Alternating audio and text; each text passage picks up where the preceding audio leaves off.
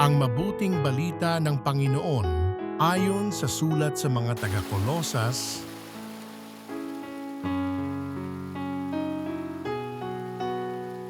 Noong mga araw na iyon, nagsalita si Pedro, "Alam ninyo ang nangyari sa buong Judea na nagsimula sa Galilea nang mangaral si Juan tungkol sa binyag.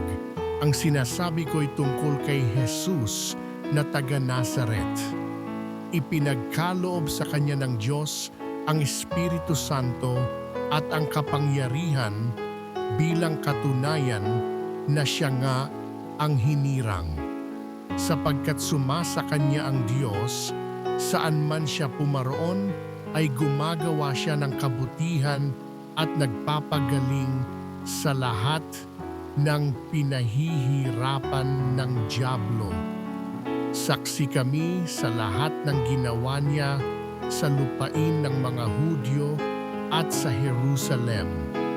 Gayunman, siya'y ipinako nila sa krus, ngunit muli siyang binuhay ng Diyos sa ikatlong araw.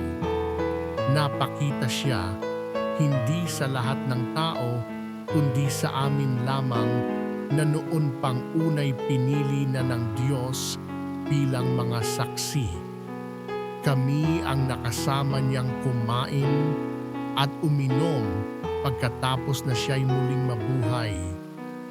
Inatasan niya kaming mangaral sa mga tao at magpatotoo na siya ang itinalaga ng Diyos na maging hukom ng mga buhay at mga patay.